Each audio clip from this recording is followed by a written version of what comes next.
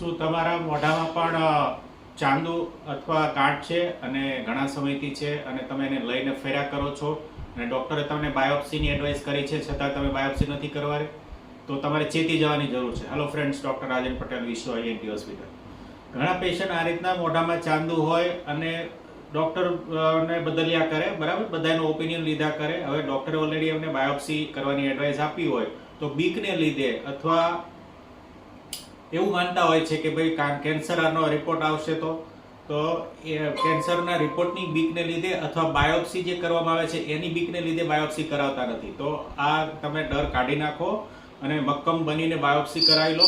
અને ધારો કે એ બાયોપ્સીમાં કેન્સર આવશે અને શરૂઆતનો સ્ટેજ હશે તો તમે બચી જશો, સારી સારવાર થશે અને વધારે તમારે મોઢાનો શેપ ખરાબ નહીં થાય, તમારે મોટા ખર્ચામાંથી બચાવ થશે. તો તમે વહેલી તકે બાયોપ્સી કરાવી લો.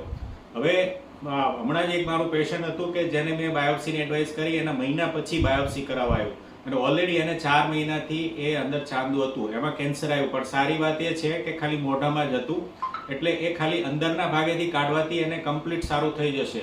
લકીલી એ ભગવાનની એની ઉપર કૃપા જ કહેવાય. જો આ રીતનો પ્રોબ્લેમ હોય તો તમે મોડું ન કરતા ઈએનટી સ્પેશિયાલિસ્ટ પાસે જઈ અને બાયોપ્સી કરાવી લેજો. જો તમને વિડીયો ગમ્યો હોય તો મારી ચેનલને સબસ્ક્રાઇબ કરો, સેવ કરો, લાઇક કરો, શેર કરો. અને જે લોકો આ રીતના ચાંદુ હોવા છતાં બાયોપ્સી નથી કરાવતા એમને બતાવો, સેવ કરો. Thank you.